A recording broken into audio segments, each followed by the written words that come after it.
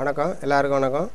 இப்போ வரும மருத்துவ பயிற்சியை பற்றி வகுப்பு இதில் கிட்டத்தட்ட என்னோடய வகுப்பில் ஒரு செயல்முறை விளக்கங்கள் 182 இயக்கு முறைகள் இருக்குது. கால் சார்ந்த வருமங்கள் எடுத்தால் ஒரு 32. முதல் வருமத்திலேருந்து நம்ம விளக்கம் கொடுக்குறோம். இப்போ கால் சார்ந்த வருமம் 32 இருக்குது. அந்த கால் சார்ந்த வருமம் 32ல் முதல் வருமத்தை நான் சொல்கிறேன். இப்போ ஒரு கால் நீட்டுங்க, ஒரு பின்னாடி தள்ளி உட்காருங்க, படுக்கணும்னு அவசியம் இல்லை, பின்னாடி தள்ளி உட்காருங்க. காலை முன்னாடி 2 பாதத்தை நீட்டுங்க. இப்போ இந்த கால் சார்ந்த வருமம்ன்றது இதில் முத்து தாமரை, ஃபஸ்ட்டு முத்து தாமரைன்னு பேர். இந்த பாதம் இருக்குது பார்த்தீங்களா, இந்த முழு இது பாதம், இந்த கால் அடிப்பகுதியை பாதம் சொல்லுவோம். இந்த பின் குதிகால், இதுக்கு பாருங்க, இந்த குதிகால், இந்த பகுதியினுடைய பின் காலுடைய மையப்பகுதி, இந்த சதைப்பற்றா இருக்குது பார்த்தீங்களா, இதில் மையப்பகுதி, இந்த புள்ளி, இந்த இடம்தான், இதுதான் முத்து தாமரோட இருப்பிடம். முத்து போன்று இருக்குது, அது தாமரோடைய இதழ் போன்ற அமைப்பு இருக்குதுன்னு சொல்கிறாங்க. அது இயக்கு முறை அது மாதிரி செய்யணும். ஏன்னா முத்து போன்று இயக்கணும், ஒரு தாமரை இதழ் போன்ற இயக்கு முறை இருக்குது. அதனால் அதுக்கு அந்த முத்து தாமரைன்னு வச்சுருக்காங்க. இந்த புள்ளி, இந்த இருப்பிடம்ன்றது இந்த பாயிண்ட் தான். இந்த சதை எங்கே முடியுதோ டெட்டாக, இங்கே இந்த இடத்துல இந்த ஹோலாவாக இருக்கும், ஒரு பள்ளம் இருக்கும். இந்த நடு மையப்பகுதி தான் முத்து தாமரைன்னு பேர். இந்த முத்து தாமரையினுடைய இயக்கு முறை, இதை இயக்குவதனால் என்ன நடக்குது, உடலில் பெனிஃபிட் இருக்குதுன்னா, ஹார்ட்டை ஸ்டிமுலேட் பண்ணும். இதயத்தில் இரத்த குழாய்களை சுருக்கி விரிவதற்கு உள்ள ஆற்றலை கொடுக்குது, புரியுதுங்களா. இதய சம்பந்தமான இதயத்தை வலிமைப்படுத்துவதற்குரிய ஒரு ஆற்றலை இந்த முத்து தாமரை கொடுக்குது. இதை எப்படி இயக்கணுன்றதை மெத்தடு சொல்கிறேன், பாருங்கள். எங்கே பாரு சீனியர்ஸா, 2 கைகளையும் இந்த விரல் கட்டவல் 2த்தையும் இப்படி வைக்கிறான். நல்லா ப்ரெஸ் பண்ணணும், உள்முகமாக ப்ரெஸ் பண்ணி இது பக்கவாட்டில் வரணும். பக்கவாட்டில் வரும்போது இப்போ என்ன அது, ஏன்னா 2-3 வருமங்களை இணைக்க வேண்டி வருகிறது. இந்த ஓரமும் இருக்கிறது. இந்த கால் பாதம், இந்த இடத்துல 3 வருமம், இங்கே 2 வருமம் இருக்குது, இங்கே ஒரு வருமா இருக்குது. இந்த 3 வருமத்தில் இணைக்க வேணும். இயக்கும் போது இதை இங்கேருந்து உள்ளங்கால் வெள்ளை வருமானு இதுக்கு பேர். இது இந்த வரும பேர் என்ன, சக்தி கூரடலங்கள். இந்த சக்தி கூரடலங்கள்ன்ற இந்த 4 வருமமும் ஒன்றா அடி முத்து போன்ற ஒரு அமைப்பில் இயக்கி ஆகணும். செய்கிறத பாருங்கள். கட்டவரில் அழுத்திட்டேன், 2த்தையும் இப்படி பிரிக்கிறேன். சக்தி கூரடலங்கள் வழியாக தேய்ச்சிட்டே போகிறேன். அப்படியே உள்ளங்கால் வேலையில் ப்ரெஸ் பண்ணிவிட்டு அப்படி எடுக்கணும். இது மாதிரி 3 முறை செய்யணும். கட்டவரல் 2த்தையும் ஒன்றா பக்கவாட்டில் ஒன்று பக்கத்தில் அழுத்துறேன். பக்கவாட்டில் அப்படி விரிச்சிட்டே வரேன். கால் 2 இந்த கருப்பு பகுதிக்கு போகக்கூடாது, உள்ளங்கால் இந்த வெள்ளை பகுதியிலேயே தான் வரணும். நேராக கட்டவரல் பக்கம் 2 கால்கள் இந்த கட்டவரலும் மற்ற 4 விரலும் இணையக்கூடிய இந்த பள்ளத்தில் ப்ரெஸ் பண்ணிவிட்டு எடுக்கணும். இது 2 முறை செஞ்சாச்சு. அது மாதிரி 3 முறை இயக்கணும். இதுக்கு தான் இயக்கு முறை. இங்கே அழுத்திட்டு தான் இங்கேருந்து பக்கவாட்டில் பிரித்து இங்கே உள்ளங்கால் வெளியில் ப்ரெஸ் பண்ணி அழுத்தி முடிக்கணும். இது கிட்டத்தட்ட ஒரு முத்தை போன்ற ஒரு அமைப்பு இருக்குது, ஒரு தாமரை இதழ் போன்ற ஒரு அமைப்பு இருக்கிறனால அதுக்கு முத்து தாமரைன்ற ஒரு காரண பெயர் வச்சுருக்கிறாங்க. இது இதயத்தை வலிமையாக்குவதற்கும் இதயத்தை இரத்த குழாய்களை சுருக்கி விரிவதற்கும் உள்ள ஆற்றலை கொடுக்குது. இது முத்து தாமரை முதல் வருமத்தினோட விளக்கங்கள், இருப்பிடம், பயன்கள் சொல்லிட்டேன். அடுத்து சக்தி கூரடங்கள். இது சக்தி கூரடங்களோட பெனிஃபிட் என்னென்னா, இது கிட்டத்தட்ட ஒரு விரல் உள்ளே தான் இருக்கும், இதுக்கும் ஒரு விரல் உள்ளே தான் இருக்கும். ரொம்ப வெளியே எக்ஸ்ட்ரீம் போகக்கூடாது, சைடு ரொம்ப பக்கவாட்டு போகக்கூடாது. கிட்டத்தட்ட உள்ளங்கால் இந்த வெள்ளை பகுதியில் தான் இருக்கணும். இது ஒரு விரல் உள் பகுதியில் தான் இருக்கணும். ரொம்ப எக்ஸ்ட்ரீமாக இந்த கருப்பு பகுதிக்கு போகக்கூடாது, ஓகேங்களா. இந்த 2 பகுதி எப்படி இயக்கணும்னா, இது பின்பக்கம் இந்த காலுக்கு பின்னாடி இருந்து தான் இதை இயக்கணும். நடு 3 விரலை இங்கே படி வைக்கணும். அதே மாதிரி வலது கால் இடது 2 கைகளையும் இங்கே பாருங்க இப்படி படி வைக்கணும். இதான் படி வைக்கிற முறை. இப்படி ப்ரெஸ் பண்ணி உள்முகமாக 3 ப்ரெஸ், இப்படி உள்முகம். இது நல்லா ஜஸ்ட்டு ப்ரெஸ் பண்ணி எடுக்கணும், அசைக்கக்கூடாது. இங்கே பாருங்க, இது இயக்கும் போது என்ன நடக்குதுன்னா, அப்படியே கண்டினியூவாக ப்ரெஸ் பண்ணி எடுங்க. இயக்க வேணாம். பெண்களுக்கு அதிக உதிரப்போக்கு ஆச்சுன்னா, ஓவராக அதிகமாக ப்ளீடிங் ஆகுதுன்னு சொல்கிறாங்க. அடிப்பட்டு காயத்தினால வர உதிரப்போக்கு கிடையாது, காயத்தினால் ஆகிற உதிரப்போக்கு இது கிடையாது. பெண்களுக்கு இந்த மாதவிடாய்னு சொல்லுவாங்க, அதில் அதிகபட்சமாக உதிரப்போக்கு ரத்த வெளியே ஏறும்போது இந்த பாயிண்ட்டை மட்டும் அழுத்துனீங்கன்னா உடனடியாக நிற்கும். கொஞ்சம் ஹெவியாக ஓவராக அழுத்தினீங்கன்னா பர்மனெண்ட்டாக நின்று போகும். அதனால் தாய்மை அடையாத பெண்களுக்கோ அல்லது அந்த மெனோபா ஸ்டேஜ்னு சொல்லுவாங்க, மென்சஸ் நிற்காத வரைக்கும் உள்ள பெண்களுக்கு எதுனா கொஞ்சம் மைல்டாக அழுத்தினா நல்லாயிருக்கும். இல்லை பர்மனெண்ட்டாக கூட நிற்கிறதுக்கான வாய்ப்பு இருக்குது. அது மாதிரி முக்கியமான பாயிண்ட்டு. சும்மா மைல்டாக அழுத்தினாலே ஆட்டோமேட்டிக்காக அந்த அதிக உதிரப்போக்கு உடனே நின்றுடும் அப்படின்னு சொல்கிறாங்க. இதில் ஒரு குழந்தை அந்த வயதுக்கு வந்த நாளில் இருந்து கிட்டத்தட்ட 13 வயசுலேருந்து 18 வயசு வரைக்கும் தினசரி உதிரப்போக்கு இருந்துகிட்டே இருந்திருக்கு. அந்த தினசரி உதிரப்போக்கு இந்த பாயிண்ட்டை அழுத்தின அன்னையிலேருந்து பர்மனெண்ட்டாக அந்த தினசரி உதிரப்போக்கு நின்றுடுச்சுன்னு சொன்னாங்க. அந்த மாதிரி முக்கியமான ரொம்ப வேல்யூபுளான பாயிண்ட் இது. பார்த்துங்க, இது வந்து பெண்களுக்கு இது விளக்கம் சொல்லியிருக்கிறான். ஆனால் ஆண்களுக்குன்னு சொல்லும்போது ஆண்கள் பெண்களை சாதாரண நார்மலாக அந்த உதிரப்போக்கு பிரச்சனை இல்லாதவங்களுக்கும் இந்த பாயிண்ட் அழுத்தலாம். அந்த கிடினஸ் தலை சுற்று போய் அப்படி மயக்கம் போய் விழுகுறாங்க பார்த்தீங்களா, அவங்களுக்கும் இந்த பகுதி அழுத்தினா அந்த தலை சுற்று மயக்கம் ஆறதெல்லாம் நின்று போயிடும். இது மற்றவங்களுக்கு ஜென்ரலாக செய்கிற பயிற்சி. ஜஸ்ட்டு ப்ரெஸ் பண்ணி எடுங்க. கிடினஸ் மயக்கம் தலை சுற்றலுக்கும் இந்த முக்கியமான பாயிண்ட்டு. பெண்களுக்கு உதிரப்போக்கு நிறுத்துறதுக்கு ஒரு முக்கியமான பாயிண்ட்டு. ஹெவியாக அழுத்தினா பர்மனெண்ட்டாக நின்றுடும். அதை மைல்டாக அழுத்துங்க. இது கை பாகம் செய் பாகம் அதை பழக்கப்படுத்தி குருமுகமாக இருந்து செஞ்சு பழக்கப்படுத்திங்க. அடுத்த பாயிண்ட்டு இது இரண்டாவது. ஒரு நிமிஷம். கால் சார்ந்த வருமத்தில் ஒன்று இது முத்து தாமரை சொல்லியிருக்கேன். சிலவங்களுக்கு எங்கே விலங்கலன்னு புரியலன்னு சொல்கிறதுக்காக ஒரு பொட்டு வச்சு காமிச்சிருக்கிறேன் ஐடென்டிஃபிகேஷனுக்காக. இது வந்து முத்து தாமரை. இது என்ன பாயிண்ட்டு? சக்தி கூறாடங்கள். இந்த ரெண்டுமே சக்தி கூறாடங்களை. இது உள்ளங்கால் வெள்ளை. இப்போ உள்ளங்கால் வெள்ளை இயக்குமுறை செய்கிறேன் பார்த்துங்க. இதை போட்டு எடுத்துட்டேன். இப்போ செஞ்சு முடிச்சுட்டு திரும்பி வச்சு காட்டுறேன். இந்த கட்டை விரல் சதை பகுதியும் இந்த மற்ற 4 விரல்கள் கூடுற பகுதியும் இணையிற இடம் இதுதான் உள்ளங்கால் வெள்ளை வருமோ. இப்போ இயக்குமுறை இந்த கட்டை விரலை பார்க்குறேன். இந்த இடத்துல வைக்கிறேன். இந்த வருங்க, இந்த எள் மாதிரி இந்த கை விரலை வச்சுக்கிறேன். இதில் வச்சுட்டு இந்த கைகளால் இப்படி ப்ரெஸ் பண்ணி அழுத்தி எடுக்கணும். புரியுதுங்களா? ப்ரெஸ் பண்ணி எடுக்கும்போது இது கிட்டத்தட்ட அந்தளவுக்கு ஒரு கரண்ட் சாகார மாதிரி பிரெயின் வரைக்கும் இந்த இது போகும். இது அடங்கலாகவும் வேலை செய்யுது. உள்ளங்கால் வெள்ளை வர்மம் அடங்கலாகவும் வேலை செய்யும், வர்மமாகவும் வேலை செய்யுது. வர்மமாக இதை அழுத்தி ப்ரெஸ் பண்ணி எடுக்கும்போது என்ன நடக்குதுன்னா லங்ஸை இயங்க வைக்குது. நுரையீரலை ஆக்டிவேட் பண்ணுறதுக்கு முக்கியமான பயிற்சி. லங்ஸை வலிமைப்படுத்துவதற்கு நுரையீரலை அந்த சுவாச உறுப்புகளை ஸ்ட்ரென்த்து பண்ணுறதுக்கு உள்ள முக்கியமான பாயிண்ட் இது. நல்லா அழுத்தி வேகமாக கண்டினியூ அழுத்தும் போது மயக்கம் முட்டுறவங்கள இந்த இடத்த அழுத்தினாலே ஆட்டோமேட்டிக்காக அன்கான்ஷியஸாக மயக்க நிலையில் இருந்தாங்களும் அவங்கள தொடர்ந்து இதை அழுத்தினீங்கன்னா ஆட்டோமேட்டிக்காக விழிப்பு நிலைக்கு வந்துடுவாங்க. இது அடங்கலாகவும் இந்த பாயிண்ட் வேலை செய்யுது.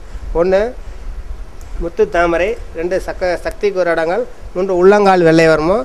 அது பாயிண்ட் இருப்பிடனா இந்த கட்டை விரல் சேர்ந்த சதை பகுதியும் மற்ற 4 விரல் சேர்ந்த சதை பகுதி கூடுற இடம் இதான் இந்த பாயிண்ட் தான். புரியுதுங்களா? இது 3 பாயிண்ட் விளக்கம் கொடுத்துருக்கேன். கால் சார்ந்த விதத்தில் பாதத்தில் உள்ள இதுக்கு விளக்கம் கொடுத்துருங்க. இருப்பிடம், இயக்குமுறை, பலன்கள் சொல்லியிருக்கிறேன். அடுத்து 4வது நிலை. அடுத்து அடக்க காலம். அடக்க காலன்றது இந்த கால் கட்டை விரல் நகைக்கண்ணுக்கு மையப்பகுதி மேலே இருக்கிறது தான் அடக்க காலம். இந்த பகுதி இந்த நகைக்கண்ணுக்கு இந்த எட்ஜில் இருக்கிறது கண் நரம்பு காலம், இந்த எட்ஜில் இருக்கிறது கண் நரம்பு சீத காலம். உள்பக்கம் இருக்கிறது கண் நரம்பு சீத காலம், வெளிப்பக்கம் இருக்கிறது கண் நரம்பு காலம். இதை வந்து வர்மாவை ஜஸ்ட்டு இப்படி லேசாக அந்த முனைகளை இப்படி தடவி விட்டால் கூட அது இயங்க ஆரம்பிச்சிடும். இந்த பகுதி அழுத்தலாம். அப்படியே வெளிமுகமாக வருடி விட்டாலே இந்த வர்ம புள்ளிகள் இயங்க ஆரம்பிச்சிடும். எல்லா வர்மங்களும் அழுத்தம் கொடுக்கணும், ஹெவியாக அழுத்தம் கொடுக்கணும், ஒரு வலி வேதனை உருவாக்கணுன்றலாம் கிடையாது. சில வர்மங்களை தொட்டாலும் வேலை செய்யும். அந்த வர்ம பகுதி கை போனால் கூட அந்த வர்ம புள்ளிகள் இயங்க ஆரம்பிக்கும். அவ்வளோ சூட்சமான சில எனர்ஜி லெவல்லாம் ஒவ்வொரு உறுப்புகள் உடம்புக்கு தகுந்த மாதிரி இருப்பிடத்துக்கு தகுந்த மாதிரி மாறி இருக்கும். இது இயக்குமுறை ஜஸ்ட்டு வருடி விட்டால் கூட போதும், இந்த வர்ம புள்ளிகள் இயங்கும். இடங்களை இயங்குவதற்கு முக்கியமான பாயிண்ட் அது. அடுத்து புளிமுத்து அடங்கல். புளிமுத்து அடங்கல்ன்றது இந்த புளியை விதையை வச்சுக்கிட்டு அந்த இடத்த அழுத்தம் கொடுக்கணுன்னு அவங்க விளக்கம் சொல்கிறாங்க. நம்ம புளிய விதை எந்த இடத்துல இருக்குன்னு சொல்ல முடியாது.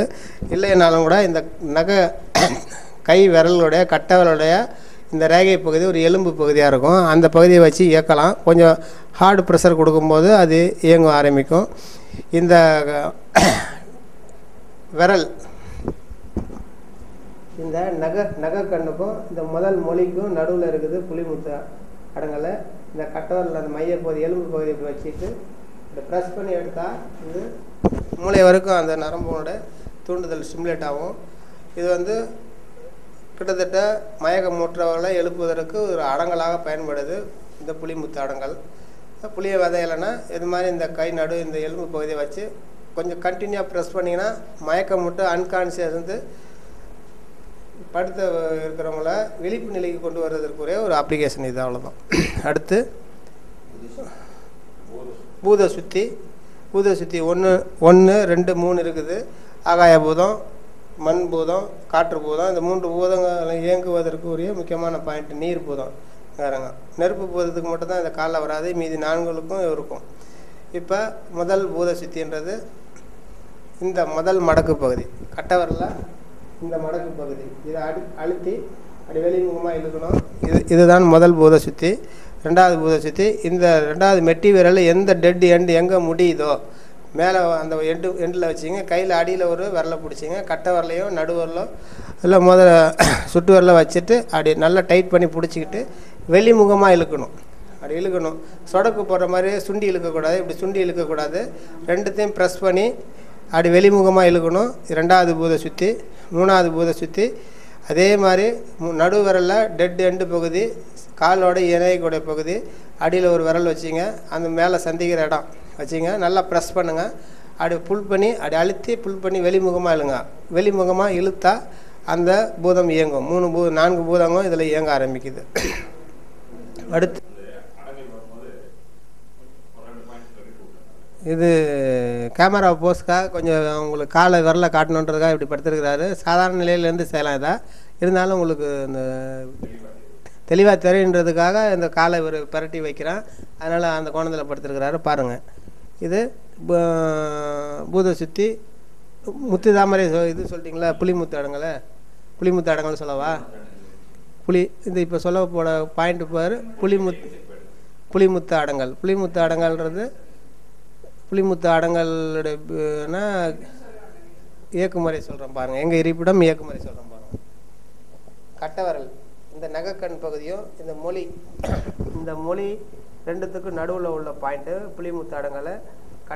கட்டை விரலில் நான் என்னுடைய அந்த ரேகை பகுதி எலும்பு பகுதி இதை வச்சுக்கிட்டு இப்படி ப்ரெஸ் பண்ணிக்கணும். அது கண்டினியூ அழுத்துனீங்கன்னா இது பிரெயினுக்கு அப்படியே ஸ்டிமுலேட் ஆகி மூளையை ஸ்டிமுலேட் பண்ணும். ஹார்ட்டு இயங்க வைக்கும். இதயத்தையும் மூளையும் இயங்க வைக்கிற முக்கியமான பாயிண்ட்டாக ப்ரெஸ் பண்ணி அழுத்தணும். புளிய விதையில் அந்த வெளிப்பக்கம் தட்டையாக இருக்கும், கொஞ்சம் உள்பக்கம் கொஞ்சம் மேடாக இருக்கும். அந்த பகுதியை வச்சு அழுத்தணும்.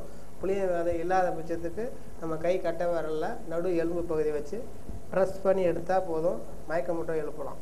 2வது பூத சுற்றி 1 2 3ன்னு இருக்குது. அந்த பூதங்களை பஞ்ச பூதங்களை சரி பண்ணுறது கூட ஒரு இயக்குமுறை. முதல் வந்து இயக்குமுறை மொழி. இந்த கட்டவரில் ஃபஸ்ட்டு மொழி, இந்த விரல் மடங்குற முதல் எலும்பு மடங்குற பகுதி இதான் மொழின்னு சொல்லுவோம்.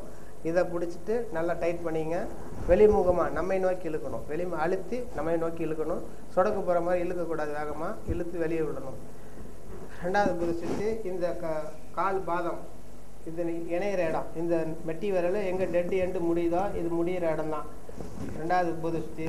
அவங்க எப்படி இழுக்கணும்னா இந்த கட்டை விரலில் மேலே அழுத்திக்கிறேன், கட்டை விரலில் இங்கே அழுத்திக்கிறேன், அடி விரலில் இங்கே சப்போர்ட் கொடுத்துக்கிறேன். அது ஆள்காட்டு விரலில் நடுவரில் சப்போர்ட் பண்ணிவிட்டு வெளிமுகமாக இழுக்கணும். இப்படி எண்ணெய் நோக்கி நம்மை நோக்கி டைட் பண்ணி அப்படி வெளியே இழுக்கணும். 2வது பூத சுற்றி. 3வது இது நடு விரல் டெட் எண்டு எங்கே முடியுதுன்னு பாருங்கள். பாதம் இணையிற இடத்துல கட்டை மேலே பதிய வைக்கிறேன். அடியில் ஆள்காட்டி விரல் நடுவில் பதிய வச்சுட்டு நல்லா ப்ரெஸ் பண்ணிக்கிறேன். வெளிமுகமாக இழுக்கணும். எவ்வளோ டைட் பண்ணி இழுக்க முடியுமோ அப்படி டைட் பண்ணி இழுங்க. இதில் பஞ்சபூதத்தையும் ஈவனாக ஆக்கிறதுக்கு நிறைவு இருந்தால் சரி பண்ணுறதுக்கு. அடுத்து பச்சினி வர்மம். பச்சினி வர்மன்றது இந்த 4வது விரல், கட்டை விரலிருந்து 4வது விரல், சுண்டு விரலுக்கு அடுத்த விரல் வச்சுங்க. இதே தான். இது என்ன போஸ்டர் மற்ற பொருள் இருக்கிறோமோ அதே மாதிரி தான் இது. கடைசி எண்டு போட்டு நல்லா ப்ரெஸ் பண்ணிக்கிட்டு அழுத்து வெளிமுகமாக இழுக்கணும். சொடக்க போகிறமா சுண்டி இழுக்கக்கூடாது. அதை ப்ரெஸ் பண்ணி வெளியே இழுக்கிறது தான் பச்சினி வர்ம இயக்குமுறை. இந்த பகுதி தான் இது யூரினரி ட்ராக்கை ஆக்டிவேட் பண்ணுது. அவ்வளோதான்.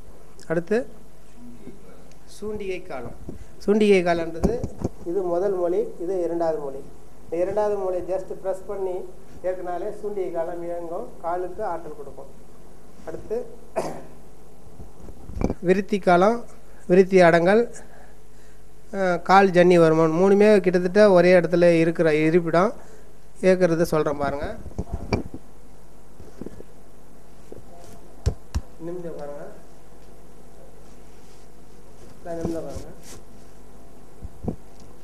இந்த கால் கவலி தான் விருத்தி காலம் இருப்பிடம்னு சொல்லுவோம். இந்த கட்டை வரலும் இந்த மெட்டி வரலும் விரிச்சிங்கன்னா இந்த பகுதி எங்கே டெட் எண்டு முடியுதுன்னு பாருங்கள். இந்த எந்த இடத்துல இது எலும்பு முடிகிற இடமோ கால் கவலின்னு கை கவலி எப்படி சொல்கிறோமோ அதே மாதிரி கால் கவலி. இந்த எண்டு முடிகிற இடம் விருத்தி அடங்கல், விருத்தி காலம்.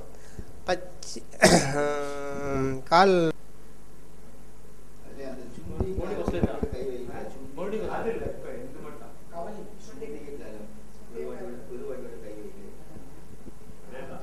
இது முதல் மொழி வந்து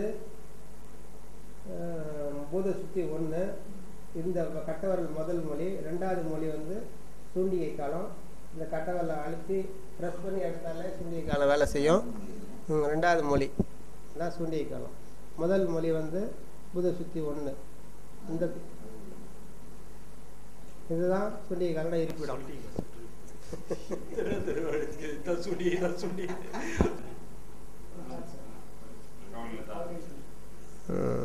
இப்போ சொல்லி விளக்கம் போகிறது வந்து விருத்தி காலம், விருத்தி அடங்கல், கால் ஜன்னி வரும். மூணுமே இருப்பிடம் கிட்டத்தட்ட ஒரே இடத்துல தான் இருக்கிற மாதிரி இருக்கும். இருந்தாலும் வித்தியாசம் என்னன்னு சொல்கிறேன் பாருங்கள். இந்த கட்டை விரலுக்கும், இதான் கட்டை விரலுக்கும், இது மெட்டி விரல், இந்த 2 விரலுக்கும் இடைப்பட்ட உள்ள அந்த தசைப்பகுதி அப்படியே தடுத்துக்கிட்டே வந்தீங்கன்னா இந்த எலும்பு முடிகிற இடம் எங்கே எலும்பு ஜாயிண்ட் ஆகுதோ அந்த இடம் தான் கால் கவலின்னு சொல்லுவாங்க, கால் கவலின்னு சொல்லுவாங்க.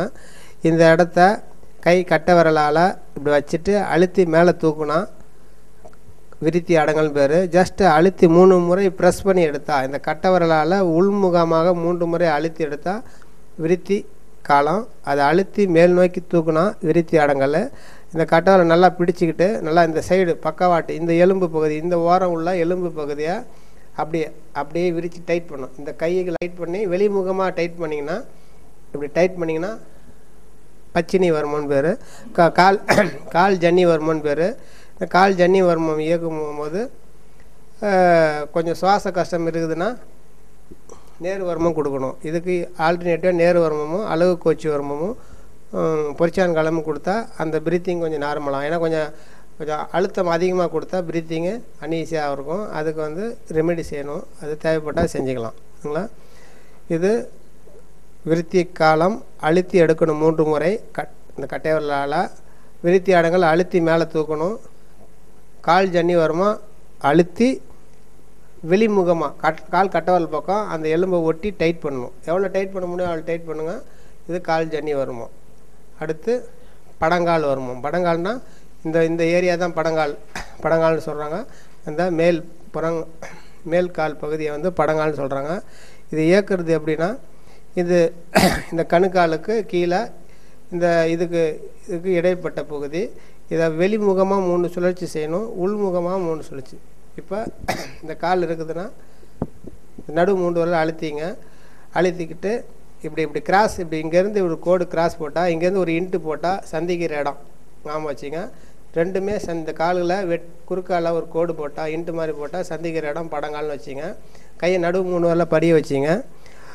இப்போ எப்போதுமே சுழற்சி வந்து ஃபஸ்ட்டு வெளியே பார்க்கணும், பாடிக்கு வெளியே பக்கம் வரணும். வெளிமுகமாக 3 சுழற்சி பண்ணுங்கள், அப்புறம் உள்முகமாக 3 சுழற்சி பண்ணுங்கள். இது படங்காலினுடைய இயக்குமுறை இல்லைங்களா. அடுத்து கண் புகைச்சல் வருவோம். கால் குளர்ச்சி, கால் நிமித்தி வைங்க. அடுத்து வந்து கால் குளர்ச்சின்றது கணுக்கால் இருக்குதுங்களா. இந்த கணுக்கால் இதுதான் கணுக்கால், கால் மடங்குற பகுதி.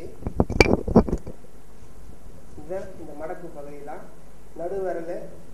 நடுவிரல் எங்கே போய் நேராக வந்து சேருதோ இந்த இடத்துல ஒரு பள்ளம் இருக்கும். இந்த பள்ளத்தை தான் அழுத்தணும். எப்படி அழுத்தணும்னு பாருங்கள். கட்டை விரலில் அழுத்திக்கிறேன். ஜஸ்ட்டு உள்ள அந்த பள்ளத்தில் க்ளீனாக தெரியும் பாருங்கள். இந்த பள்ளம், அந்த பள்ளத்தில் கட்டை விரலில் வச்சுட்டு ஜஸ்ட் ஒரு ப்ரெஸ் பண்ணி எடுங்க. ஆட்டோமேட்டிக்காக நெஞ்சில் உள்ள ஹார்ட்டில் உள்ள பஞ்சபூதத்தை ஆக்டிவேட் பண்ணுறது மிக முக்கியமான பாயிண்ட். இது நடுவு விரலேருந்து நேராக அப்படியே ஒரு நேர்கோட்டு போனீங்கன்னா கணுக்காலில் எந்த இடத்துல ஜாயிண்ட் ஆகுதோ அந்த ஜாயிண்ட் ஆகிற பள்ளம், இந்த பள்ளத்தில் கட்டவரல் அழுத்து ஜஸ்ட்டு ப்ரெஸ் பண்ணி எடுத்தாலே போதும், அது இதே எஸ்டிமேட் பண்ணும். அடுத்து கண் புகைச்சல் வருமானது இந்த கால் கண் கண் கண் புகைச்சல் வருமோ. கண் புகைச்சல் வருமோன்றது கால் வெளிப்பகுதி, இந்த வெளிப்பகுதி மொழி உள் பக்கம் கிடையாது, வெளிப்பக்கம் மொழியில் இந்த மொழிக்கு கீழே உள்ள பாயிண்ட்டு கண் புகைச்சல் வருமோ. இந்த கண் புகைச்சல் வருமோ இயக்கும் போது நேரடியாக இங்கேருந்து இயக்க முடியாது. அதனால் கண் புகைச்சல் வருமோ இந்த பக்கவாட்டில் வெளிப்பகுதியிலேருந்து ஒரு 3 விரல் இப்படி வச்சுக்கணும். இயக்கிட்டு இதை டச் பண்ணி தான் இப்படி வரணும். அப்படியே யூ வடிவில் சுழற்சி பண்ணி இந்த படங்காலை வந்து வலம் இளம் சுழற்சி பண்ணி நிறுத்தணும். அதை கால் நிற்க வச்சு செய்யணும். இப்படி நிற்க வச்சுட்டு நிமிர்ந்துருக்கணும். இந்த கணுக்கால் இப்படி சுழற்சி வந்து இப்படி வந்து 3 சுழற்சி இப்படி 3 சுழற்சி இப்படி, அது நம்ம கால் வசதியாக இப்படி இயக்கணும். 3 சுழற்சி வெளி சுழற்சி வசதியாக நிற்கணும். நம்ம அந்த பக்கம் இருந்து செஞ்சால் கரெக்டாக வரும். ஆக இல்லாதனால நான் இப்படி செய்கிறேன். இந்த பகுதியை இப்படி வெளியிலேருந்து அழுத்திட்டே வரணும். இந்த பகுதியை 3 விரலை அழுத்தி இங்கே வந்ததுக்கப்புறம் 3 சுழற்சி, அப்புறம் வெளி சுழற்சி 3ம் செய்யணும். வெளி சுழற்சி அப்புறம் உள் சுழற்சி 3 சுழற்சி பண்ணிட்டு நிறுத்தணும். படங்காலில் வந்து முடிக்கணும். இதை இயக்கும் முறை இதுதான் கண் புகைச்சல் வருமத்தினோட இருப்பிடம். இங்கேருந்து இதை டச் பண்ணி சுழற்சி பண்ணி இங்கே 3 விரல்களால் சுழற்சி பண்ணி நிறுத்தணும். இது கண் புகைச்சல் வரும் இருப்பிடம் இயக்குமுறை. அடுத்து வலப்பிங்கலை முன் வருமம் வலப்பிங்கலை பின் வருமன்றது இடது காலில் இருக்குது.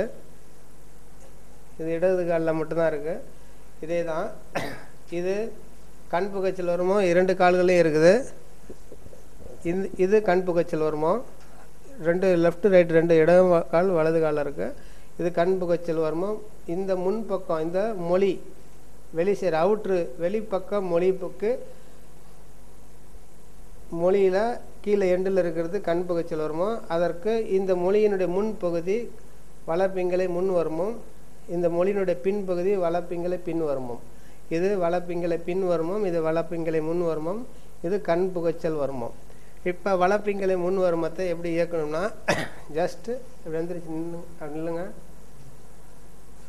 இந்த இதை வந்து கட்டவரலை கொண்டு இப்படி வச்சுக்கணும். கட்டவரில் இப்படி வச்சுட்டு இந்த கையெல்லாம் இந்த மொழியினுடைய காடி இப்படி அழுத்தினா ஒரு காடி, அதாவது ஒரு பள்ளம் சிறு பள்ளம் தெரியும். ப்ரெஸ் பண்ணிக்கிறேன். இந்த கையால் இந்த கவி பிடிக்கிறேன். அந்த கணுக்கால் பின்னாடி அந்த கவி பிடிச்சிக்கிறான். இதை வந்து இப்படி ப்ரெஸ் பண்ணுறேன். அது கொடுக்கு மாதிரி அப்படி டைட் பண்ணணும். பண்ணி அப்படி டைட் பண்ணுறேன். வலப்பிங்கலை முன் வருமம் வலப்பிங்கலை பின் வருமம். இது இருப்பிடம் எதுனா இது இடது காலில் தான் இருக்குது, வலது காலில் இல்லை. இது வலது காலில் கண் புகைச்சல் வருமோ 2 காலில் இருக்குது. கண் புகைச்சல் வருமோ இந்த வெளிப்பக்க காலினுடைய வெளிப்பக்க மொழிக்கு கீழே இருக்கிறது கண் புகைச்சல் வருமோ. அந்த மொழியினுடைய முன்பக்கம் இருக்கிறது வலப்பிங்கலை முன் வருமோ. இந்த மொழியினுடைய பின்பக்கம் இருக்கிறது வலப்பிங்கலை பின் வருமோ. இந்த பகுதி பின் வருமோ, இது முன் வருமோ, இது கண் புகைச்சல் வருமோ. இப்போ இந்த வலப்பிங்கலை முன் வருமத்தை இயக்கும் முறை இந்த கட்டவரில் அப்படி வச்சு அழுத்துறேன். இந்த இடத்துல அழுத்திங்கன்னா ஒரு காடி ஒரு பள்ளம் இருக்கும். இந்த பள்ளத்தில் அழுத்தி இந்த 3 விரலில் அந்த கணுக்கால் பின்னாடி உள்ள கணுக்காலை பிடிச்சிட்டு ஜஸ்ட் இந்த கையை இந்த கட்டவரில் பிடிச்சிட்டு ப்ரெஸ் பண்ணி எடுக்கிறேன். அந்த அப்படி வந்து அப்படி டைட்டாக ஒரு நண்டு கொடுக்கு பிடிக்கிற மாதிரி டைட் பண்ணாலே போதும், இந்த வருமம் இயங்க ஆரம்பிக்கும். அடுத்து வலப்பிங்கலை பின் வருமம். இந்த கைகளை வந்து இந்த கட்டவரில் படிஞ்சது அப்படியே நெருக்கி டைட் பண்ணணும். அதாவது ஒரு நண்டு 2 கொடுக்கையும் டைட் பண்ணால் எப்படி டைட் பண்ணுமோ அது மாதிரி இந்த காலை இங்கே அழுத்திக்கிட்டேன். இந்த கணுக்காலை பிடிச்சிட்டு அப்படி இறுக்கி டைட் பண்ணணும். இந்த கட்டவரலை இந்த எள்ளு மாதிரி இந்த இருக்குது பார்த்தீங்களா, இந்த கட்டவரலை அப்படி அழுத்தணும். இந்த விரலில் 3 விரலில் உள்ளே டைட் பண்ணிகிட்டே வரணும். கணுக்காலை பிடிச்சி டைட் பண்ணணும். அப்படி டைட் பண்ணிங்கன்னா வலப்பிங்கலை முன் வருமம். இது நல்லா உள்முகமாக அழுந்தணும். இது அப்படி உள்ளே டைட் பண்ணி இழுக்கணும். இது இழுக்கும் போது இந்த வருமம் இயங்கும். அடுத்து வலப்பிங்கலை பின் வருமம். இது மொழிக்கு பின்னாடி இருக்கிறது பின் வருமம். இந்த நடு விரலை இப்படி வைக்கிறேன். இது எப்படி இங்கே போய் கவி பிடிச்சிருக்கிற மாதிரி இப்போ இந்த கட்டை விரலை இங்கே லாக் பண்ணிக்கணும். நடுவரில் இப்படி அழுத்திக்கிறேன். இப்போ இந்த விரலுக்கு சப்போர்ட் கொடுத்து அழுத்தணும். இந்த விரலை உள்முகமாக இப்படி அழுத்தணும். இந்த கட்டை விரலால் கணுக்கால இறுக்கி பிடிச்சிக்கணும். அப்படி இதே மாதிரி கவி இப்படி டைட் இப்படி கவி டைட் பண்ணுறது தான், வேறு ஒன்றுமே கிடையாது. அது டைட் பண்ணுறேன். வலைப்பிங்களை விண் வருவோம் இயங்க ஆரம்பிக்கும். இதில் இந்த எந்த அளவுக்கு இந்த எலும்பு ஒட்டின உள்ள அந்த பள்ளத்தில் உள்ள விரலை கொடுத்து காடி கொடுத்து டைட் பண்ணிங்கன்னா இயங்க ஆரம்பிச்சிடும். புரிஞ்சுங்களா? அடுத்து இது முன் வருமோ, இது பின் வருமோ. உப்பு குற்றி வருமம். இது கன்னியாகுமரியில் இந்த பகுதி, இந்த குதிகால் இந்த முடிகிற இடம் பார்த்தீங்களா, இந்த பகுதி தான் உப்பு குற்றின்னு சொல்லுவாங்க கன்னியாகுமரி பகுதியெல்லாம். இந்த குதிகாலிலேருந்து விரல் 3 விரல் அளந்திங்கன்னா 3ஆவது விரல் எங்கே முடியுதோ இந்த பகுதி தான் உப்பு குற்றி வருமோன்னு சொல்லுவாங்க. சயாட்டிக்கா நரம்புன்னு சொல்லுவாங்க. இடுப்புலேருந்து நேராக கண்டினியூவாக இதில் ஒரு நரம்பு வரும். குதிகால் வரைக்கும் டெட் எண்டு வரைக்கும் வந்து முடியும். அந்த சயாட்டிக்கா நரம்பு இதுதான். இந்த நரம்பை ரெண்டு பக்கமும் உப்பு குட்டி இருக்குது. இந்த பக்கமும் ஒரு கையை பிடிக்கணும், இந்த பக்கமும் ஒரு கையை பிடிச்சிட்டு இந்த எலும்பு இந்த நரம்பு பகுதியை அப்படி டைட் பண்ணி வெளிமுகமாக இழுக்கலாம். இல்லைன்னா இங்கேருந்து வளைச்சி அப்படியே டைட் பண்ணிகிட்டே வந்து கிரிப் கொடுத்து அந்த கவி வெளியே இழுக்கணும்.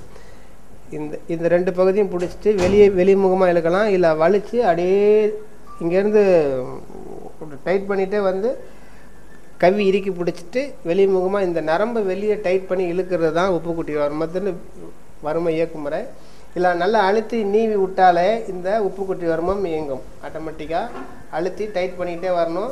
அந்த அழுத்தி வெளிமுகமாக இந்த காடியை டைட் பண்ணி அப்படி வெளிமுகமாக இழுக்கணும். இழுத்துட்டிங்கன்னா குதிகால எவ்வளோ வலி இருந்தாலும் சரியாகும். அடுத்து குதிகால வருமம். இதிலிருந்து 7 விரல் மேலே, 4 விரல் ப்ளஸ் 3 விரல். எங்கே 7ஆவது விரல்னா இவரோட உடல் கூறு அளவுக்கு இவருக்கு எவ்வளோ ஹைட்டோ அந்த கணக்கில் வச்சுக்கணும்.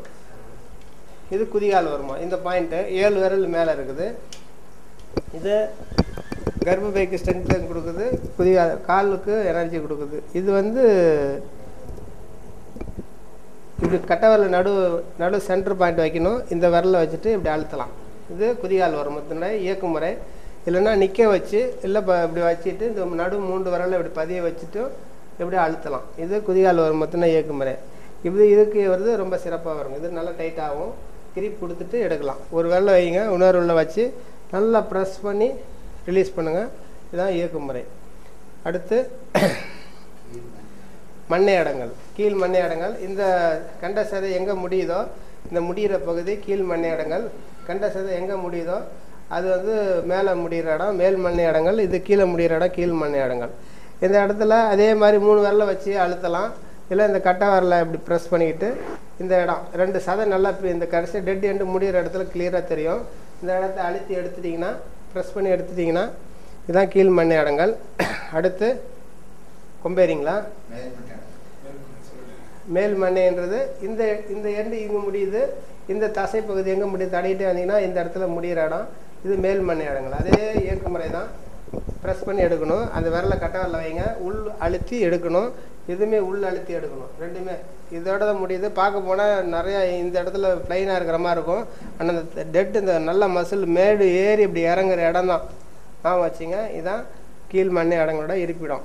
டிஸ்டன்ஸ் பார்த்துங்க. இங்கேருந்து கிட்டத்தட்ட கணுக்காலேருந்து ஒரு ஜான் இடைவெளி இருக்குது. இது ரொம்ப பேர் நினச்சிங்க கண்டா சதை முடியுதுன்னா இங்கெல்லாம் அப்பா அழுத்துவாங்க. அங்கே அழுத்தக்கூடாது, இந்த இடத்துல அழுத்துறங்க. ஆமாம் வச்சுக்கோங்கண்ணா.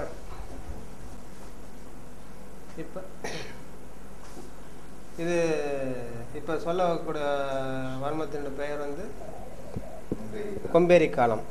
இது கணுக்கால் எங்கே முடியுதுன்னு பாருங்கள். இந்த கால் ஜாயிண்ட் முடிகிற இடம் இதிலேருந்து 4 8 விரல் இவர் அளவுக்கு கணக்கு கிட்டத்தட்ட இந்த இடத்துல வருது. கணுக்காலுண்டா இந்த எலும்பு இந்த பக்கவாட்டில் உள்முகமாக உள்ள எலும்பு இருக்குது பார்த்தீங்களா. இந்த எலும்பு எங்கே இருக்குதுன்னு பாருங்கள். இன்னும் சொல்ல போனால் இந்த இதுக்கும் ரெண்டுத்துக்கும் நடுவில்னு கணக்கு வச்சுக்கலாம். அந்த முட்டியிலேருந்து கணுக்கால் வரைக்கும் சென்ட்ரு பாயிண்ட்டே கிட்டத்தட்ட கொம்பேரி காலம் தான் வரும். இப்போ எந்த இடம் இந்த இடத்துக்கு இந்த இடத்துக்கு நடுவுப்பட்ட பகுதி கொம்பேரின்னு வச்சுக்கலாம். 4 8 விரல் மேலே வச்சாலும் இந்த கொம்பேரி வந்துடும். இப்போ உங்களுக்கு எதுவுமே விலங்கன்னா இந்த 2 கணுக்காலுக்கும் இதுக்கு நடுவுப்பட்ட பகுதியில் 3 விரலை பதிய வைங்க. இந்த எலும்பு ஒட்டி தான் பதிய வைக்கணும். இந்த உள்முகமாக வச்சுக்கிட்டு இந்த கையை வந்து சப்போர்ட் பண்ணிங்க.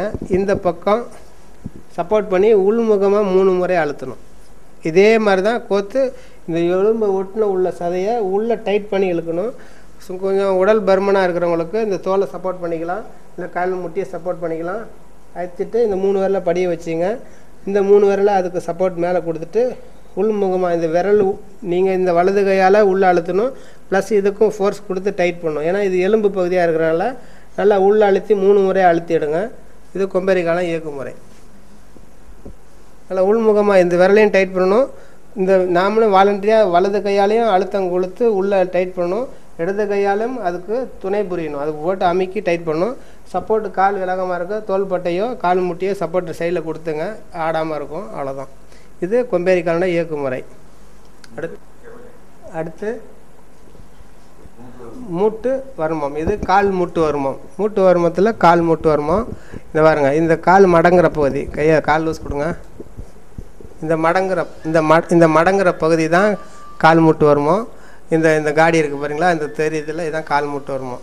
இது என்ன பண்ணும், நடு விரல் 3 விரல் இப்படி வச்சுங்க. இந்த நடு விரலில் இந்த கட்டை விரல் மையப்பகுதியை இப்படி வச்சுக்கங்க.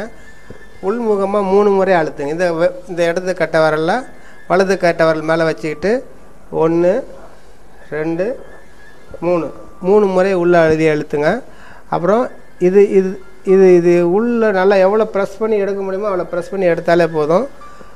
இது முட்டு வலிக்கு மிக முக்கியமான பயிற்சி. எவ்வளோ முட்டு வலி இருந்தாலும் உடனடியாக ரிலீஸ் ஆகும். இயக்கு முறை சென்ட்ரு பாயிண்ட் 2 பிரியுத இந்த பகுதி பார்த்துங்க. இந்த கால் மேலே கீழே இந்த காடி பிரியிற இடம் கட்டை விரலில் வைக்கிறேன். இடது கட்டை விரலில் அது மேலே வச்சு நல்லா ஃபுல்லாக ஆழ்ந்து அழுத்தி வெளியெடுங்க. 3 ட்ரிப்பு அது மாதிரி அழுத்தி வெளியெடுங்க. அவ்வளோதான். எவ்வளோ பெயின் முட்டு வலி இருந்தாலும் சரியாகும். இதை ஆஃப் பண்ணுங்க.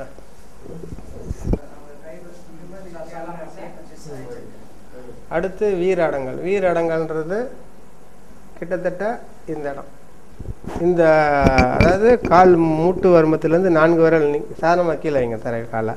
மூட்டு வருமத்திலேருந்து 4 விரல் மேலே இவருடைய அளவு கணக்கு, அதனால் கொஞ்சம் அந்த காடி மேலே ஏறுது. இப்போ இந்த வியூ மாதிரி அப்படி பிரியும் பாருங்கள். இந்த பிரிகிற இடம் எங்கே அந்த பெண்டு வருதோ இந்த இடம் பார்த்தீங்களா, இந்த பகுதி தான் வீரடங்கல். வீரடங்கல்ன்றது அதே மெத்தடு தான். கட்டவரில் உள்ளே வைக்கிறேன். அந்த பகுதியில் இடது கையை வைக்கிறேன். நல்லா ப்ரெஸ் பண்ணி உள்ளே டைட் பண்ணி எடுங்க.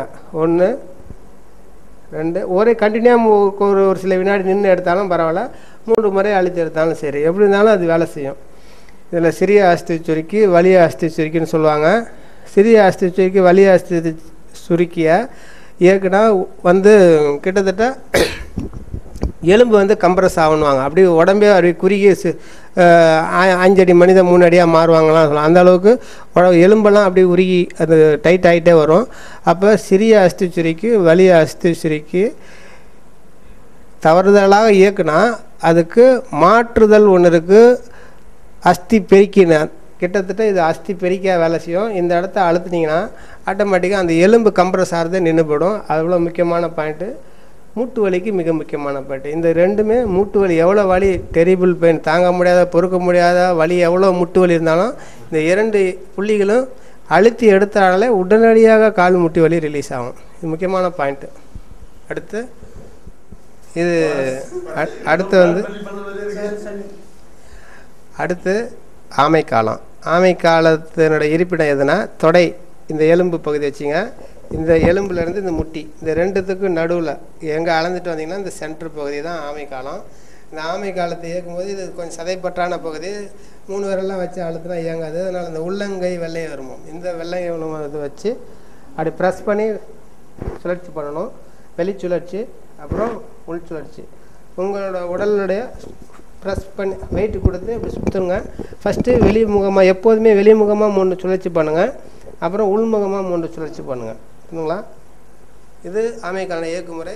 சர்க்கரை வியாதிக்கு மிக முக்கியமான பாயிண்ட்டு. இது கட்டுப்படுத்தும், சர்க்கரை வியாதியை கட்டுப்படுத்தும். சுத்தமாக எராடிக் பண்ணுறதுக்கு வேறு பாயிண்ட் இருக்குது. இது சர்க்கரை வியாதிக்கு ஒரு முக்கிய புள்ளி.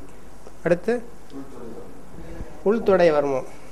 இப்போ இது உள்தொடை வருமன்றது கால் முட்டியிலேருந்து கணக்கு பண்ணிக்கணும். 4 விரல் 8 விரல் இப்படியே வரும்போது இது 12வது விரல். இவங்க கணக்குப்படி பார்த்தா இங்கே வருங்க. இங்கேருந்து வந்தால் கிட்டத்தட்ட 8 விரல் 12 விரல் வரணும் மேலே. 12வது விரல் எங்கே முடியுதோ அதுக்கு உள்ளே வந்து தொடையில் உள் தொடையில் வந்து 2 கை வெளியில் கையில் சப்போர்ட் பண்ணிக்கணும், உள் கையில் சப்போர்ட் பண்ணிக்கணும், சுழற்சி பண்ணணும். பார்த்தீங்களா? வெளி சுழற்சி, உள் சுழற்சி. இது வந்து உள்தொடை வரமோ காலுக்கு ஆற்றல் கொடுக்குற ஒரு முக்கியமான பாயிண்ட் அது. அடுத்து அரியாப்பு ஸ்தலம். அரியாப்பு ஸ்தலன்றது இந்த விலா எலும்பு, இந்த வயிற்று பகுதி பார்த்தா இந்த எலும்பு முடிகிற இடம். இந்த 3 விரலை படிய வச்சிங்க, வெளிமுகமாக வலிச்சு இழுக்கணும். இந்த கைகளால் வெளிமுகமாக இந்த எலும்பை ஒட்டி டைட் பண்ணி இழுக்கணும். அதே மாதிரி இந்த பக்கம் 3 விரலை படித்து வெளிமுகமாக இந்த பக்கம் வலிச்சு இழுக்கணும். பார்த்தீங்களா? இந்த பக்கம் அங்கே பாருங்கள், தசை ரொம்ப மசில் நல்லா தொப்பங்கிப்பாக இருந்தால் இந்த தசையை ஒதுக்கிட்டிங்கன்னா இந்த எலும்பு தெரியும். இந்த எலும்பை அழுத்திக்கிங்க, வெளிமுகமாக இந்த 3 விரலை வச்சுட்டு வெளி சுழற்சி 3 பண்ணிங்கன்னா, இந்த பக்கம் அதே மாதிரி வெளி சுழற்சி 3 பண்ணிங்கன்னா வெளிப்பக்கமாக தான் 2 கையும் வெளிப்பக்கமாக வரணும். இது கால் நரம்பு சுருளை சரி பண்ணுறதுக்கு முக்கியமான புள்ளிங்கள் இது. சரிங்களா? வர்ம இயக்கும் முறை. அடுத்து இது கீழ்த்தாரை. கீழ்த்தாரைன்றது இந்த தொடை எங்கே டெட் எண்டு குறியோடு இணையிற இடம். அப்படி ஞாபகம் வச்சிங்க. இந்த எங்கே டெட் எண்டு குறி இணையுதோ இந்த பகுதிக்கிட்ட போனால் ஒரு எலும்பு இருக்கும். இந்த எலும்புக்கு உள்ள கையை விரல விட்டு 3 முறை அழுத்தி எடுத்தால் கீழ்த்தாரை. இது வந்து நெஞ்சில் உள்ள சளிகளை எடுக்கிறதுக்கு முக்கியமான பாட்டு. இந்த கால் எங்கே உள்ள டெட் எண்டு போகுதுன்னு பார்த்துங்க. குறிக்கு ஆணாக இருந்தாலும் சரி, பெண்ணாக இருந்தாலும் சரி, இந்த பக்கம் இந்த தொடையை ஒட்டி இருக்குது, அந்த பக்கமும் இருக்குது, இந்த பக்கமும் இருக்குது, 2 பக்கமும் இருக்குது. டெட் எண்டு போங்க. அந்த எலும்புக்கு ஒட்டினா உள்ள பாயிண்ட் தான் கரெக்டாக. அந்த எலும்புக்கு உள்ள 3 விரல உள்ளே விட்டு உள்முகமாக அப்படி ப்ரெஸ் பண்ணி எடுங்க. ஆட்டோமேட்டிக்காக அந்த கீழ்த்தாரைங்க நெஞ்சு செலியை மொத்தமாக எடுக்கிறதுக்கு முக்கியமான புள்ளி அது கீழ்த்தாரை. அடுத்து பூவடங்கள். குப்புறப்படுத்துங்க. இது வந்து பூவடங்கள். பூவடங்கள்ன்றது 2 இந்த பிதிஷ்டப்படி படக்ஸுக்கு இந்த தொடையை ஒட்டின மாதிரி இந்த பாருங்கள், இந்த விரலை இந்த 3 விரலை கத்தி மாதிரி இப்படி கொண்டு வரேன். எந்த இடத்துல டெட்டு எண்டு வந்து இடித்து நின்னா கிட்டத்தட்ட அந்த எலும்பு பகுதியில் தான் இடித்து நிற்கும். அப்போ இந்த ஆள்காட்டி விரலை மேலே தூக்கிட்டு அந்த நடு விரலை அந்த 3 விரலை உள்ளே அழுத்தணும். இந்த கட்டை விரலை இந்த படக்ஸ் இந்த பிதிஷ்ட அந்த சதை பகுதியில் சப்போர்ட் கொடுத்துக்கிட்டு இந்த 3 விரலில் உள்முகமாக இப்படி அழுத்தணும். இந்த 3 விரலை இப்படி அழுத்தணும். இந்த விரலை அங்கேருந்து எடுத்து மேலே இது சப்போர்ட் பண்ணணும். இந்த கட்டை விரலை இந்த படக்ஸில் சப்போர்ட் பண்ணிங்க. இந்த 3 விரலால் ப்ரெஸ் பண்ணி 3 முறை உள்முகமாக அந்த எலும்பு ஒட்டி அழுத்தணும். கீழ்த்தாரைன்றது முன்பக்கம் இருந்து அந்த எலும்புக்கு உள்ளே இப்படி அழுத்தணும். பூவடங்கள்ன்றது பின்பக்கம் இருந்து இப்படி அழுத்தணும். கிட்டத்தட்ட 2மே கீழ்த்தாரையும் பூவடங்களும் ஒரே மாதிரி இருக்கிற மாதிரி தெரியும். ஆனால் இது இந்த பக்கமாக இயக்கணும், அது அந்த உள்முகமாக அந்த பக்கம் இயக்கணும். இதுதான் வித்தியாசம். எவ்வளோ டைட் பண்ணி எடுக்க முடியுமோ அவ்வளோ டைட் பண்ணி எடுங்க. இது இடுப்பு வலி எவ்வளோ டெரிபிள். பல வருடம் டெட்டாக படிக்க பல வருடம் இயக்க மட்டும் இருப்பாங்க. எந்திரிச்சு இருக்கவே மாட்டாங்க. அந்த மாதிரி இடுப்பு அடிமுதுகு வலி சார்ந்து என்ன பகுதி இருந்தாலும் இந்த கீழ்த்தாரை இயங்கும். எதுலேயுமே வேலை செய்யலைன்னா கூட இந்த பூவடங்களில் முதுகு வலி, லோயர் பேக் பெயின், அடிமுதுகு வலி சுத்தமாக போயிடும். இயக்கம் மட்டும் படிக்க அங்கேயே யூரின் போய் டாய்லெட் போயிட்டு அப்படியே படுத்துருப்பாங்க. அவங்களால எந்திரிச்சு உட்கார முடியாது, நிற்க முடியாது, எதுவும் பண்ண முடியாது. அந்த மாதிரி முதுகு வலியெல்லாம் உள்ள பல நாள் பல வருடம் இயக்கம் மட்டும் கிரானிக்குன்னு சொல்லுவாங்க. அந்த மாதிரி இயக்கமற்ற உடம்புகளுக்கு இந்த பாயிண்ட் இயக்கின உடனே அந்த இடுப்பு வலி சம்மந்தப்பட்ட எல்லாமே சரியாகும். கண்கலைக்கு வருவோம்.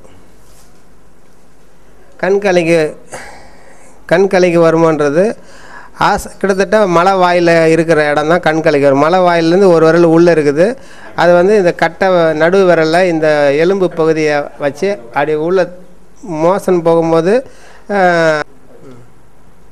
கண்கலைக்கு வருமானது ஆசன வாயில் இருக்குது. கிட்டத்தட்ட மலை வாயில் தான் இருக்குது. அது ஒரு விரல் உள்ளே இருக்குது. அந்த நடு விரல் நம்மளோட கையினோட இருக்குது பார்த்தீங்களா, நடு விரல். அதாவது நம்ம மலம் கலந்து காலில் சுத்தம் பண்ணும்போது அந்த நடு விரலில் அந்த உள்ளே அழுத்தி ஏந்தி கழுவும் போது வளச்சுழற்சி இடச்சுழற்சி கழுவும் போது அந்த வர்ம புள்ளி இயங்கும். மலக்குடலில் உள்ள மற்றும் கழிவு வெளியேறுவதற்கு அது உபயோகம். அது இது இல்லாமல் கண்கள் ஒளி பெறுவதற்கு, கண் பாதிக்கப்பட்டிருந்தால் கண்ணில் அந்த கிட்ட பார்வை தூர பார்வை அதுக்கெல்லாம் கண் ஷைனிங் ஆகிறதுக்கு அந்த பவர் வர்றதுக்கு இந்த இதை இயக்குனா தினசரி காலை கடனை முடிக்கும் போது அந்த வர்ம புள்ளியை இந்த நடு வரலால் இந்த எலும்பு பகுதியில் நன்கு அழிந்து ஏந்தி சுத்தம் பண்ணிங்கன்னா கண்ணுலாம் இந்த வர்மா பாயிண்ட் இயங்கும். ஆட்டோமேட்டிக்காக கண்கு ஷார்ப்னஸ் அந்த பவர் கிடைக்கும், நல்லா தெளிவான பார்வை கிடைக்கும். இது கண் கலைக்கு வருமானம் இதுக்கு பேர். அடுத்து அண்டக்காலம். அண்டக்காலம் கிட்டத்தட்ட அது ஆங்கிலத்தில் பெரினியம்னு சொல்லுவாங்க. அந்த பகுதியை அந்த குறிக்கு கீழே வரும், அந்த ஒரு தண்டு பகுதி, தண்டு மாதிரி இருக்கும். அந்த பகுதி நடுவில் இப்போ நம்ம இந்த கால் இந்த பாருங்க, இந்த இந்த குதிகால் இந்த ஹீல் இருக்குது பார்த்தீங்களா, இதை நேராக கொண்டு வந்து டெட் எண்டுங்க குறிக்கு கீழே இப்படி இப்படி அணைச்சி வைக்கிறேன்னா கிட்டத்தட்ட அந்த பெரினியத்தில் தான் தொடும். அது அண்டகாலன்றாங்க. அந்த அண்டகாலம் இந்த தண்டு பகுதி இதான் அண்ட காலத்துனா இருப்பிடம்.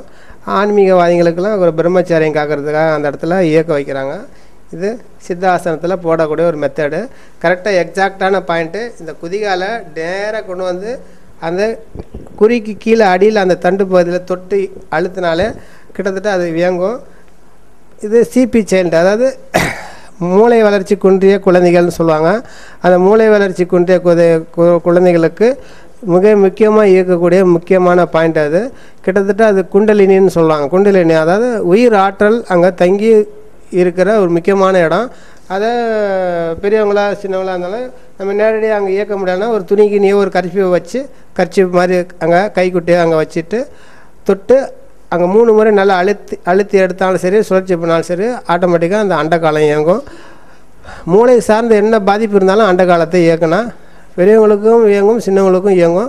சிபி சைல்டுக்கு மிக முக்கியமாக இந்த பாயிண்ட்டை இயக்கணும். வித்து வருமானம் நரம்பு சுருள், அது விதையில் நம்ம விதைப்பில் நரம்பு சுருள் ஏற்படும்.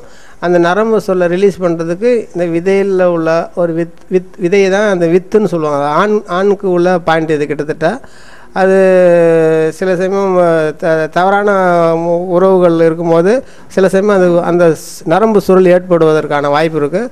ஜஸ்ட் அது அந்த அந்த பலாக்கொட்டை மாதிரி இருக்கிற அந்த அமைப்பு, அந்த விதையை லேசாக ப்ரெஸ் பண்ணி லேசாக எடுத்தாலே அந்த நரம்பு சுருள், விதையில் உள்ள நரம்பு சுருள் ரிலீஸ் ஆகிடும். இது ஆண்களுக்கு மட்டும் உள்ள ஒரு முக்கியமான பாயிண்ட்டு. அது அவங்களாம் சேமாக செல்ஃபாக இயக்கிக்கலாம். இருந்தாலும் அது செய்திகளாக அவங்களுக்கு சொல்லியிருக்கிறேன்.